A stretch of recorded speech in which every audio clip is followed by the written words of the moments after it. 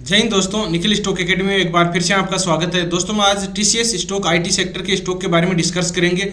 उसके quarterly result आए हैं कल, तो उसके क्वार्टरली रिजल्ट के बारे में डिस्कस करेंगे और उसको टेक्निकल चार्ट को समझने की कोशिश करेंगे कि कहाँ पर उसका एक मेजर सपोर्ट है जहाँ से अपने को बाइंग अपॉर्चुनिटी मिल सकती है। एक लगभग टॉप के पास में ट्रेड कर रहा है। किस तरह के इसके क्वार्टरली रिजल्ट आए हैं, इसने डिविडेंड कितना दिया है, डिटेल से स्टेप बाय स्टेप इसके बिजनेस मॉडल, फंडामेंटल और टेक्निकल चार्ट को स्टेप बाय स्टेप समझने की कोशिश करते हैं। Sumitomo chemical, happiest mind, Prince pipe के बारे में डिस्कस किया। आप इन स्टॉक में पहले से इन्वेस्ट हो, फ्रेश बाइंग करना चाहते हो, एक्युमुलेट करना चाहते हो, तो इन वीडियो को देख के डिसाइड कर सकते हो कि कब और किस तरह से बाइंग अपॉर्चुनिटी करनी चाहिए। तो चलते हैं दोस्तों टेक्निकल चार्ट पे। सबसे पहले देखिए टीसीएस का ये मंथली टाइम फ्रेम का एक साथ वीकली टाइम फ्रेम का चार्ट है। वीकली टाइम फ्रेम के चार्ट की बात करें तो अप ट्रेंड का स्टॉक था, एक कंसोलिडेट था। कंसोलिडेट के बाद में आप देख सकते हो कि इसमें एक अच्छी रैली आई है। अच्छी रैली आने के बाद में इसमें अभी एक रेजिस्टेंस के पास में टॉप ट्रेड कर रहा है। रेजिस्टेंस कहाँ दिखाई दे रहा है अपने को, ये देखिए एक रेजिस्टेंस है जहाँ पर पहले भी यहाँ से एक बार रिवर्स हुआ था, 2-3 बार। ये रेजिस्टेंस है, तो इस रेजिस्टेंस से सेलिंग टीआरसीपी भी मिला है। अब कल जो मंडे को मार्केट ओपन होगा तब पता चलेगा कि किस तरह से इसके मार्केट रिएक्ट करता है। तो इसके सबसे पहले अपन इसके क्वार्टरली रिजल्ट जो आए हैं उसके बारे में देख लेते हैं, किस तरह से इसकी क्वार्टरली रिजल्ट है। तो देखिए सबसे पहले अपन डिस्कस करते हैं इसका रेवेन्यू, मतलब अदर इसका टोटल इनकम कितनी है, रेवेन्यू है, अदर इनकम में है, ऑपरेटिंग। तो इसका अदर अपन देखते हैं मार्च 24 जो आया अभी क्वार्टरली रिजल्ट वो, और दिसंबर जो 23 का था वो, और पहले का जो पिछली साल का जो मार्च का क्वार्टरली रिजल्ट आया उसका, और नहीं देखेंगे। अब देखिए इसका टोटल पहले मार्च 31 का था 60, 33, 37 था, और अभी जो मतलब पिछले जो क्वार्टरली दिसंबर का आया था वो 61, 445 था, और मतलब इससे बढ़ के आया था। और अभी का देखें तो 62, 394 है, तो मतलब 394 पहले वाले से बढ़ के आया। अगर अब इसकी कंपैरिजन करें तो पहले जो मार्च का क्वार्टरली, एक साल पहले का क्वार्टरली रिजल्ट था उससे भी बढ़ के आया है, और जो अभी का क्वार्टरली रिजल्ट है उससे भी बढ़ के आया है। मतलब कहने का मतलब है कि इसकी इनकम सोर्स है वो दोनों क्वार्टरली रिजल्ट जो पहले पिछले साल था और अभी का था उससे दोनों से बेहतरीन आए हैं। अब अपन टोटल एक्सपेंडिचर देखेंगे तो एक्सपेंडिचर की बात करें तो जो मार्च का था पिछले साल का वो 946 था, फिर बाद में 45,658 है, और 45,545 है। तो कहने का मतलब एक्सपेंडिचर पर देखो अच्छी चीज़ इसमें आपको क्या दिखाई दे रही है कि पहले वाला जो दिसंबर का था उससे एक्सपेंडिचर पर इसने कंट्रोल किया। एक्सपेंडिचर इसमें कम हो गया। देखो कितना था, 45,658 था, अभी कितना है 45,545 हो गया। तो कहने का मतलब पहले वाले से कम हो गया। इस तरह से आप इसका एक्सपेंडिचर देख सकते हो। एक्सपेंडिचर अगर कम हुआ है, quarterly result other income source बढ़ा है, ये एक्सपेंडिचर कम हुआ तो एक अच्छी चीज़ है। आपको प्रॉफिट इसमें, अब देखिए प्रॉफिट फॉर द पीरियड देख लेते हैं। प्रॉफिट बिफोर टैक्स देखेंगे तो इसमें ये छोड़ देते हैं, जो लास्ट फाइनल है वो देख लेते हैं। प्रॉफिट फॉर द पीरियड है, ये किस तरह से है, पहले कितना था 11,436 था। तो इसमें देखिए पहले वाले जो दिसंबर का क्वार्टरली रिजल्ट था वो डाउन आया था। इसी तरह से आप देख सकते हो इसमें नीचे की तरफ भी आया था, और अभी जो रैली आई है तो मार्केट को पहले ही पता है कि इसका क्वार्टरली रिजल्ट ठीक आ सकता है। तभी देखा कई स्टॉक होते हैं जो एक डाउन ट्रेंड के बाद में अच्छे ही मतलब रिजल्ट, अब इन्फोसिस का भी ऐसी पॉसिबिलिटी है कि ये अच्छे आ रहे हैं, अच्छे आने की पॉसिबिलिटी है। क्यों कि उसने अच्छा रिजल्ट आपको देखो टॉप लगभग मतलब अच्छी मूवमेंट दी है, और इसने ये तो टॉप पे ट्रेड कर रहा है। तो देखिए प्रॉफिट फॉर द पीरियड है, फाइनल है 12,502 है। तो कहने का मतलब इसका जो पहले वाले इससे भी लास्ट साल का था उससे भी क्वार्टरली रिजल्ट ठीक है, और ये अभी का दिसंबर का था उससे भी ठीक है। कहने का मतलब ये है कि बेहतरीन रिटर्न कह सकते हो। अब मार्केट किस तरह से रिएक्ट करता है उसको अपने को ये देखना पड़ेगा। ये था। अब डिविडेंड भी इसने दिया, डिविडेंड भी बहुत ही अच्छा डिविडेंड भी दिया इसने। डिविडेंड देख लेते हैं एक बार। 28 रुपीज़ का इसने डिविडेंड दिया है शायद, ये देखिए इसमें 28 रुपीज़ का, ये यहाँ पर आपको देख सकते हो 28 रुपीज़ का इसने डिविडेंड दिया है।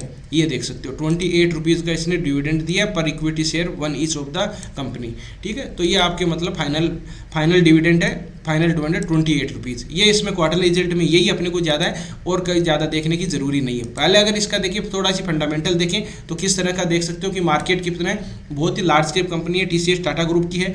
14 लाख 40 7,442 करोड़ का मार्केट कैप है। करंट प्राइस की है स्टॉक इसका 4,000 के लगभग करंट प्राइस है। स्टॉक पी 31 है। ROC इसका 61 है। ROE इसका 51% है। फेस वैल्यू इसकी 1 है। और डिविडेंड भी देखो, इस डिविडेंड यील्ड भी अच्छा देती है। TCS है तो TCS की जो IT सेक्टर की सर्विसेज प्रोवाइड करवाती है। किस तरह की सर्विस प्रोवाइड करवाती है? Consulting, business solution, organization, part of the many world largest business of the transformation. 50 year से ये कंपनी चल रही है, टाटा ग्रुप की है। तो इसमें और आप इसका टाटा TCS के बारे में अच्छी तरह से जानते हो, तो अपन ज़्यादा इसका देखेंगे नहीं, फंडामेंटल देखने की जरूरी नहीं। क्वार्टरली रिजल्ट हमने देख लिया है। अब देखिए इसमें अपन थोड़ा सी एक बार शेयर बैलेंस शीट देख लेते हैं। बैलेंस शीट की बात करें तो बैलेंस शीट दे इक्विटी कैपिटल कितना है इसका 362 है। बाद में इसका रिजर्व बाद 90,127 है।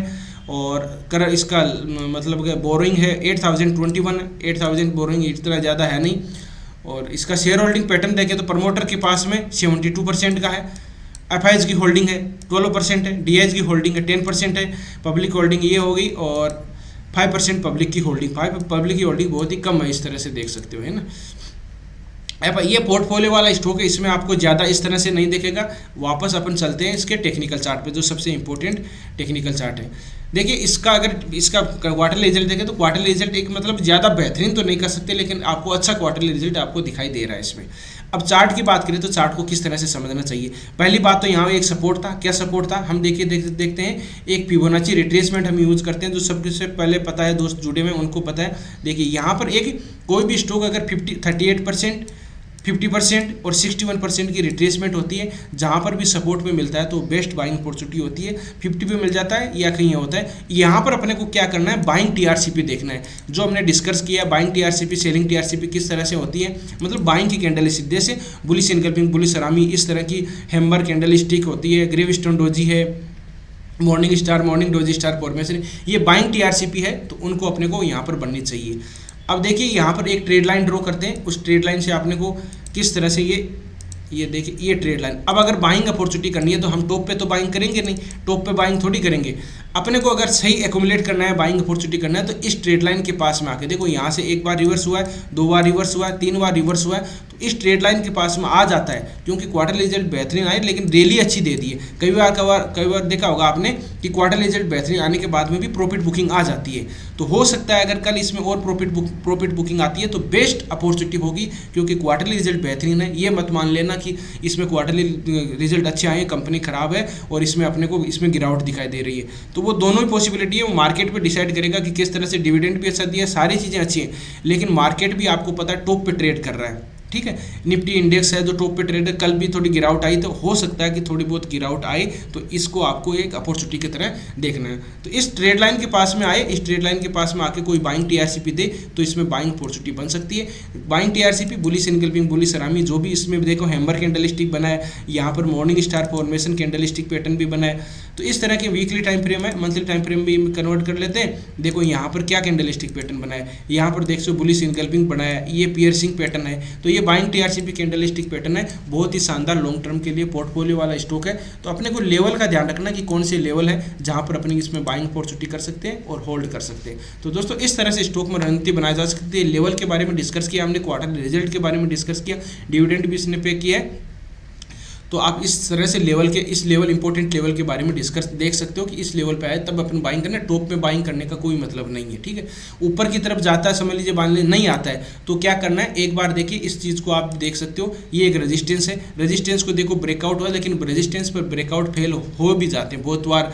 रिवर्सल पर अपने को काम करना चाहिए। तो अगर इसको ब्रेकआउट फेल होता है तो इस लेवल पर आने की पॉसिबिलिटी बनेगी, और बाद में भी अगर ब्रेकआउट फेल नहीं होता है तो breakout pull back pattern buying TRCP देंगे, तो इसकी पॉसिबिलिटी थोड़ी कम है।